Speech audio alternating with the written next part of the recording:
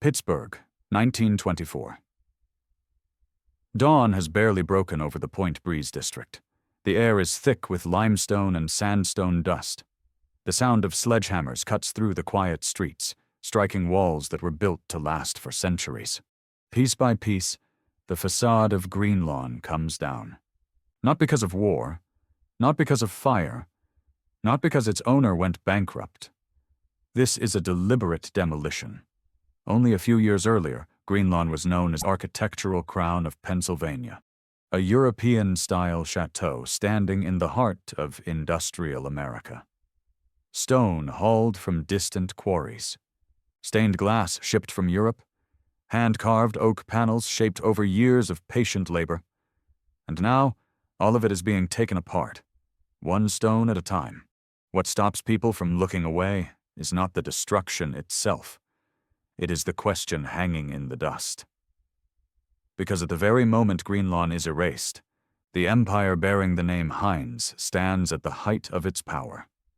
Factories run day and night. Millions of glass bottles fill American stores, then spread across the world.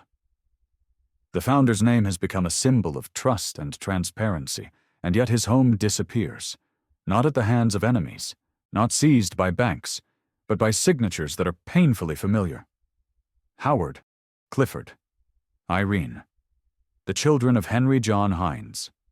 There is no public scandal, no noisy inheritance battle, only a quiet decision executed without spectacle. This house did not fall because there was no money. It fell because it held too many memories.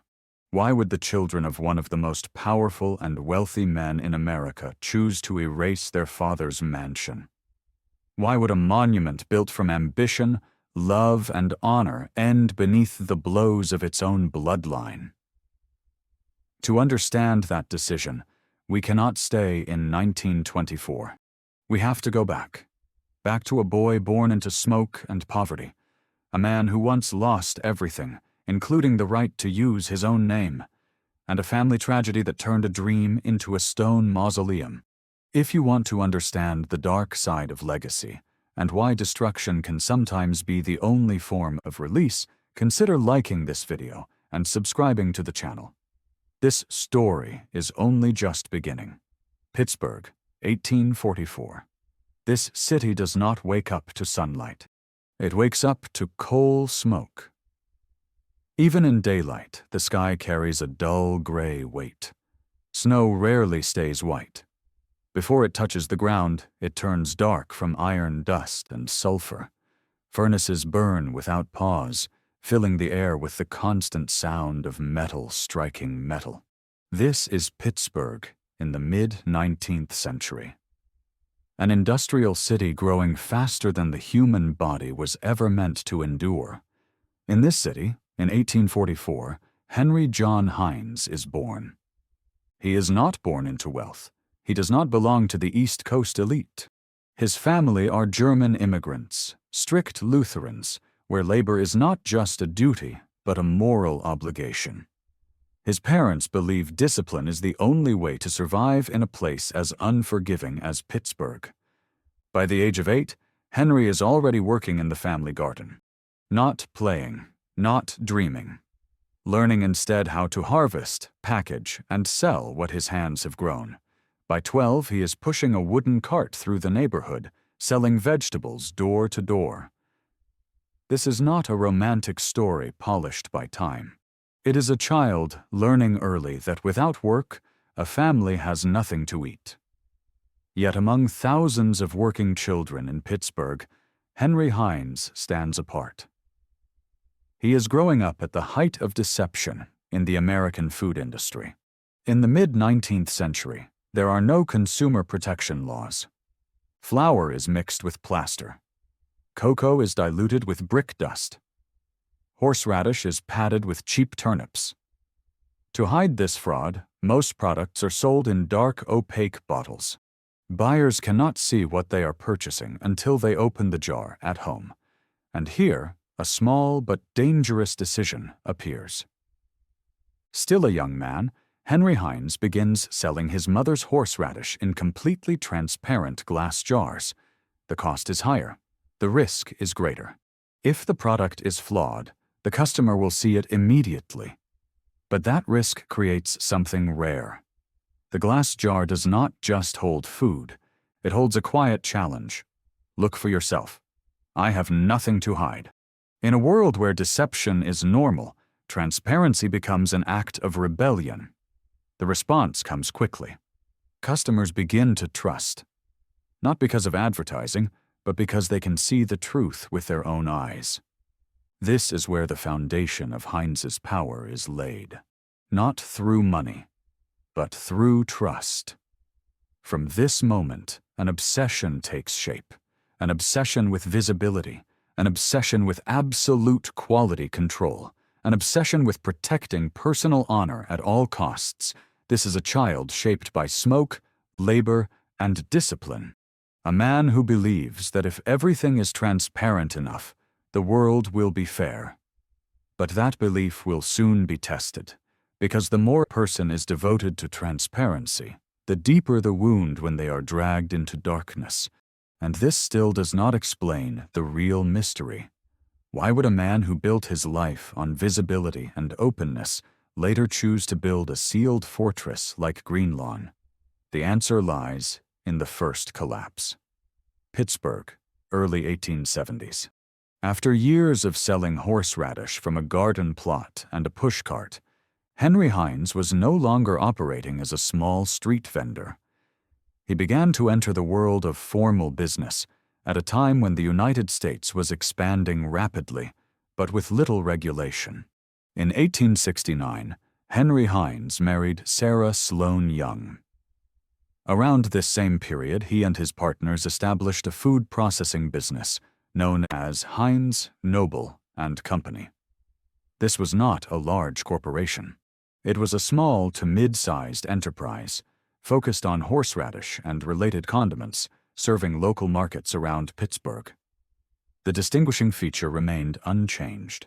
The products were sold in transparent glass jars, allowing customers to see exactly what they were buying. In an industry marked by widespread adulteration, this level of visibility helped the company earn early trust. During the early years of the 1870s, the business showed signs of growth. Production increased. Distribution networks began to form. The company took on loans to invest in equipment and expand its operations. But the American economy at the time rested on fragile ground. In 1873, a nationwide financial crisis erupted. Banks collapsed, credit tightened. The flow of capital across the economy slowed dramatically. In this environment, small and medium-sized businesses were the most vulnerable. Orders declined. Costs rose. Loans that once supported expansion became unsustainable burdens. After nearly 2 years of struggling within a depressed economy, by 1875, Heinz, Noble and Company could no longer meet its financial obligations. The company declared bankruptcy. In 19th-century America, however, bankruptcy was not merely a financial event. It carried severe social consequences. In the atmosphere of suspicion that followed the crisis, failed businessmen were often presumed to be dishonest. Henry Heinz was arrested on suspicion of financial misconduct. There was insufficient evidence to pursue charges. He was released shortly thereafter. Yet the arrest itself caused irreversible damage. His name appeared in newspapers. His personal reputation suffered. Business relationships dissolved. A community that once supported him turned away quietly.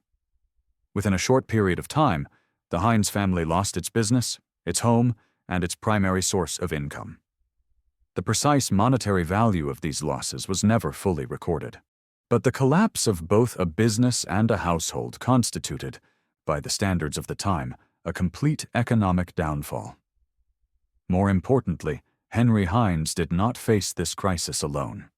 By 1875, he was the husband of Sarah Sloane Young, and the father of very young children. Responsibility now extended beyond repayment of debt. It became a matter of sustaining a family without stable means. There is no surviving record suggesting that Sarah left or reproached him. What remains indicates that she stayed, even as the family was forced to relinquish its home and most of its possessions. Sarah preserved the structure of daily life as the business collapsed. She maintained basic routines.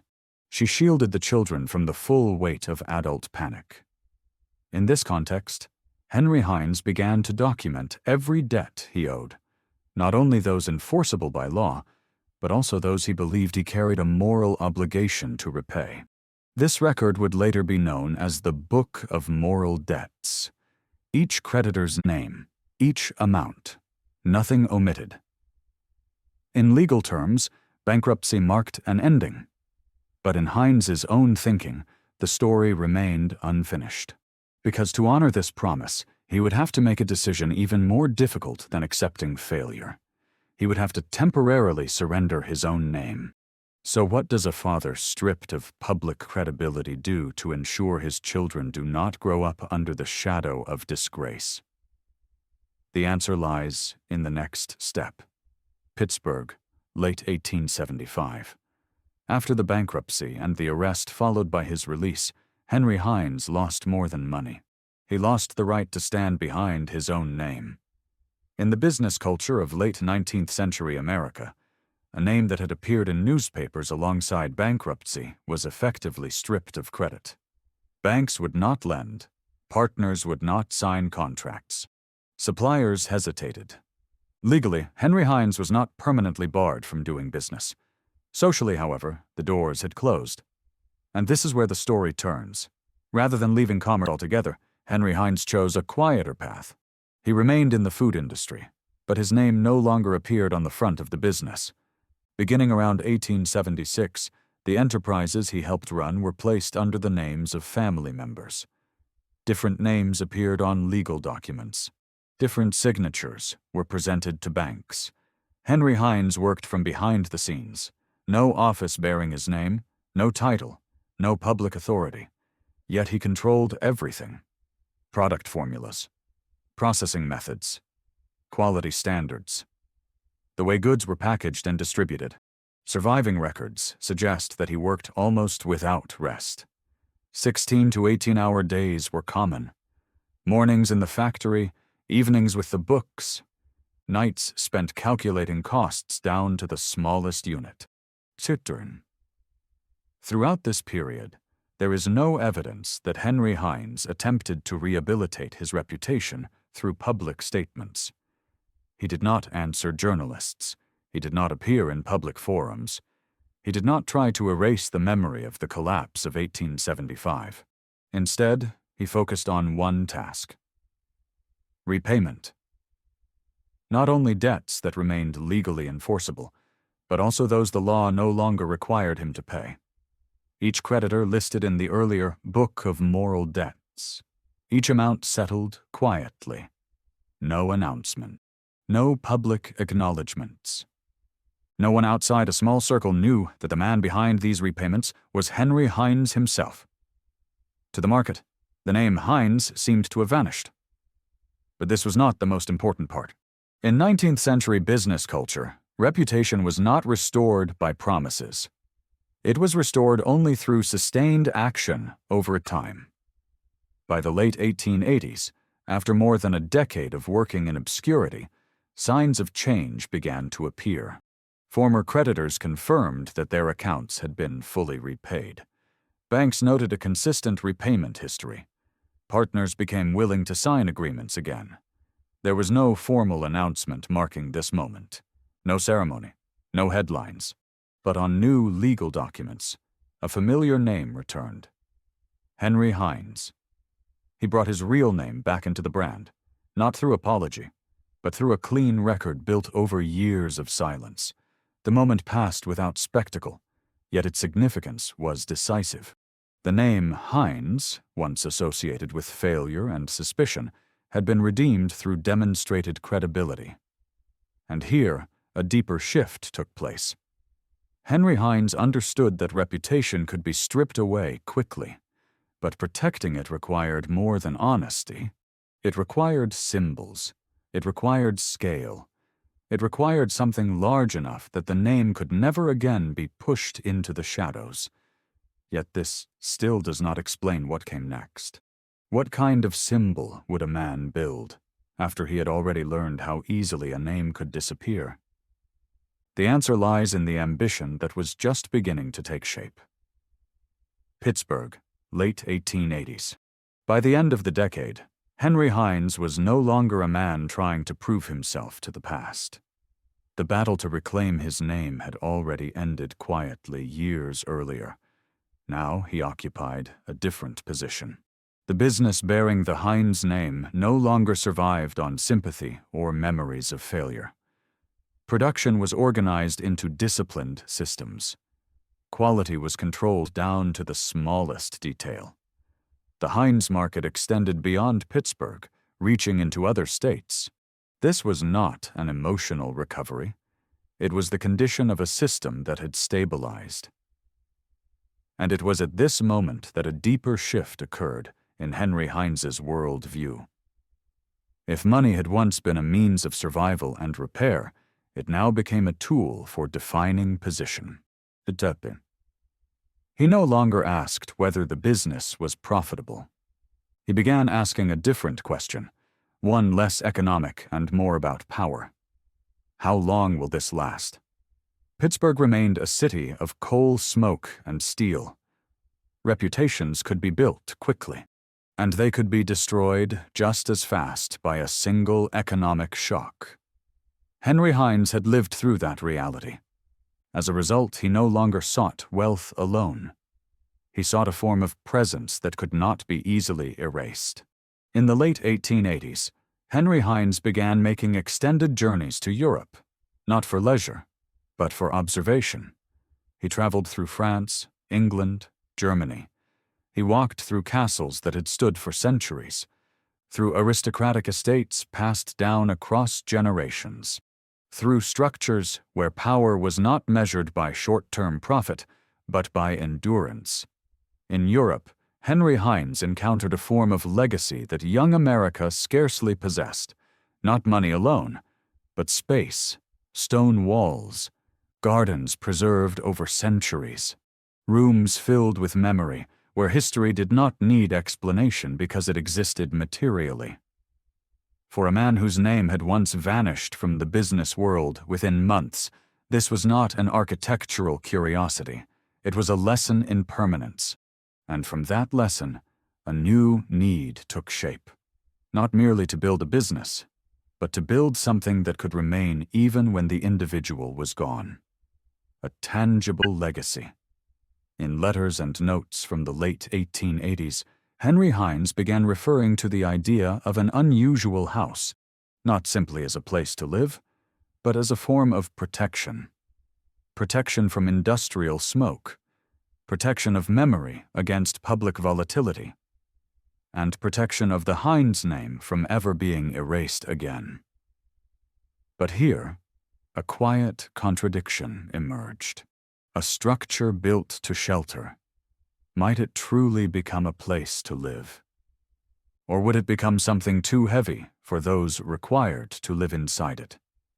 The question remained unanswered. Because to understand it, we must follow the next step. The moment Henry Heinz decided to turn ambition into stone, glass, and space, would the symbol he was about to build become a home or a trap?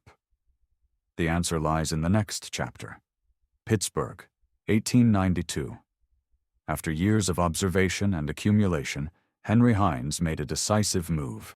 He purchased a large property in Point Breeze, a district regarded at the time as the pinnacle of Pittsburgh's social order. Point Breeze was not a place for newly wealthy outsiders. It was the territory of long-established families, names tied to banking, steel, and railroads. Heinz's arrival here was a clear statement. He did not come to blend in. He came to stand as an equal. Yet the way he began set him apart from many industrialists of his era. Henry Heinz did not demolish the existing house on their property. Instead, the structure was lifted, moved deeper into the grounds, and expanded outward. This was more than an engineering decision. It mirrored the way he treated his own life. He did not erase the past. He built upon it. From that foundation, Greenlawn began to take shape. Architecturally, the house carried a distinctly European character. French influences combined with Tudor elements. High roofs, small turrets, and tall chimneys rose against the coal-gray Pennsylvania sky, but Greenlawn's true significance lay beyond its exterior. Inside, Henry Heinz incorporated modern technologies that were rare for the period. Electric lighting was installed throughout, while many households still relied on gas lamps. Air filtration systems were designed to reduce coal dust from the industrial city. Heating and ventilation were engineered to maintain stability year-round. Light became a central element. Large expanses of glass, winter gardens, greenhouses that connected living spaces directly to nature. Greenlawn was not conceived as a display of wealth. It was designed as a buffer. A controlled world positioned between polluted Pittsburgh and the family ideal Heinz sought to protect. Within that vision, Sarah occupied the central role. Letters and surviving records indicate that she was directly involved in imagining Greenlawn, not as a palace, but as a home for generations. A place where children could grow up surrounded by light and greenery. A place where the family could close the gates and leave the noise of the world outside. For Henry Heinz, this was more than a residence. It was an act of protection. Protection for the woman who stayed when he lost everything. Protection for the family against smoke, judgment, and the fragility of reputation. Greenlawn became his artificial paradise, a space controlled down to the smallest detail, where light, air, and daily order were carefully regulated. Yet it was here that a quiet paradox began to form. A place created to shelter demanded absolute control. A family dream built of stone and glass, but was there room within it for human fragility? The question did not yet require an answer. Greenlawn was still under construction. Walls were still rising, gardens were still being planted, and at the center of it all stood the woman. This entire structure was built to protect. But what happens when that woman disappears? The answer lies in the next chapter. Pittsburgh, Thanksgiving Day, 1894. While most families in Pittsburgh are preparing their holiday meals, Greenlawn exists in a different atmosphere. Doctors move in and out. Urgent footsteps echo through hallways, still new. Outside the windows, late autumn air hangs cold and damp, the kind of weather the city has known for generations. In a bedroom on the second floor, Sarah Heinz is dying. She is 51 years old. The cause recorded is pneumonia. At the end of the 19th century, pneumonia is not simply a diagnosis. It is a sentence. Antibiotics do not exist. Respiratory care amounts to warmth and prayer. There is nothing money can buy to change the outcome. Henry Heinz can control production lines. He can control quality down to the smallest detail. But in this moment, he is powerless. Only days earlier, Sarah had been walking these newly finished corridors, arranging flowers, discussing family plans, thinking about the first winter in the house built for the rest of their lives. Then she is gone. Death arrives quickly, and it leaves behind a void Greenlawn was never designed to hold. From that moment, the house changes its function. Greenlawn is no longer a place to live. It becomes a place to preserve. Henry Heinz does not leave. He stays, and he begins filling absence with objects. In the years after 1894, Greenlawn gradually transforms into something unfamiliar. Not because of architecture, but because of how it is used.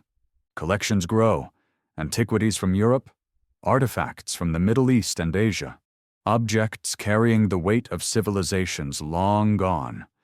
But the most striking symbol of this transformation is time itself.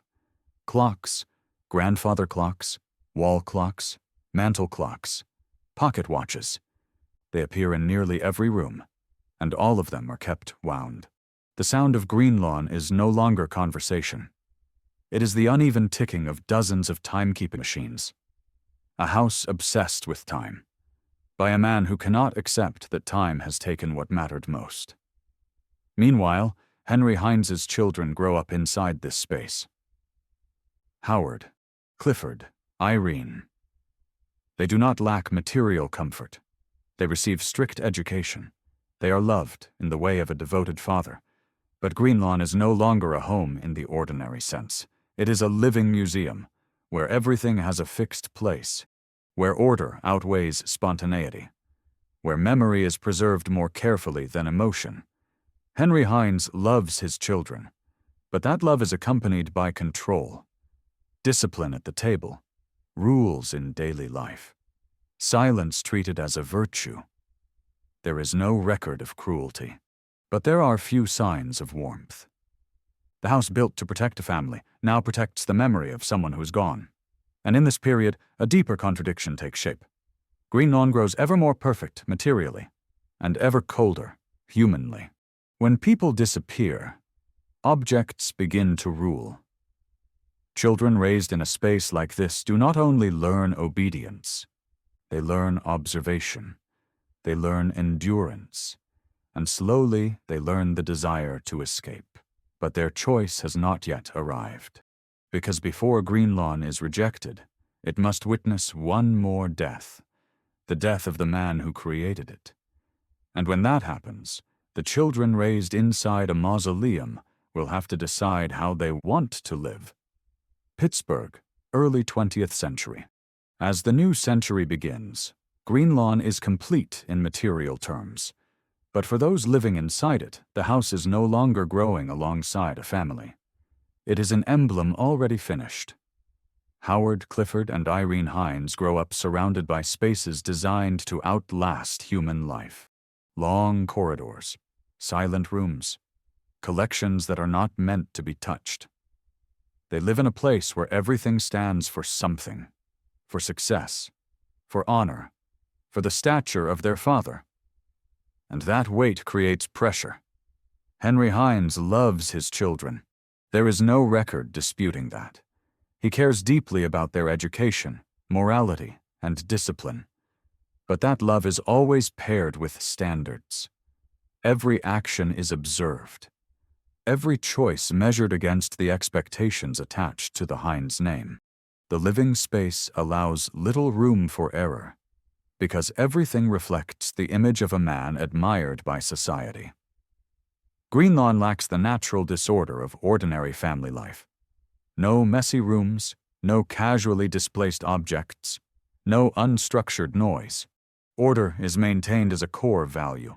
The house functions like a museum open every day, where children learn to walk softly, speak quietly, and observe more than express. Henry Heinz believes discipline builds character. And for a man once erased from public life, control becomes the only defense against repetition of past humiliation. But this is where the contradiction forms. Greenlawn was built to protect the family. Yet, by becoming a monument to one man, it narrows the living space of everyone else. The children do not inherit a home.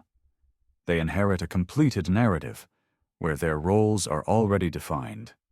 Growing up under that shadow, a quiet desire begins to emerge. Not open rebellion, not confrontation, but a longing to live in a space that does not have to represent anything, a place that does not preserve memory, does not protect image, does not require moving carefully to avoid disturbing the past. As these children reach adulthood, the world outside Greenlawn is changing rapidly. The new century brings speed, music, more pragmatic values, an America with little patience for castles rooted in the previous century. The contrast sharpens. Greenlawn represents stillness. Septum. The outside world represents movement. Their father built a paradise, but they grew up in winter. This tension does not explode immediately. It accumulates, quietly, year by year, through silent meals, through rooms that are never altered, and a moment that cannot be avoided, draws closer. While the father lives, green lawn is law. But when the father disappears, that law loses its authority. What will happen to green lawn when the largest shadow inside it is no longer there? The answer lies in the next chapter. Pittsburgh, spring of 1919. Green lawn does not die when its rooms begin to empty. It only truly dies when the man who created it is gone. In May 1919, Henry John Heinz dies of pneumonia. The same illness that took Sarah 25 years earlier returns, this time claiming the man who spent his entire life trying to control everything. During the days of mourning, green lawn fulfills its historical role one final time. Heinz's body lies in the Great Hall. Flowers from the greenhouses fill the space. Industrial leaders, politicians, and civic figures of Pittsburgh pass through the wrought iron gates. For a brief moment, the house becomes exactly what Henry Heinz once wanted it to be, a symbol. Then the doors close, and silence begins. After the funeral, green lawn is no longer a home, but it is not yet a ruin. It becomes an asset with no clear future. The authority now rests with Howard Heinz. Howard does not enter green lawn carrying the memories of its builder. He enters it with the mindset of the 20th century. Post-World War I. America has changed. Federal income tax is now a permanent reality. Progressive taxation begins to strike directly at large assets that generate no revenue.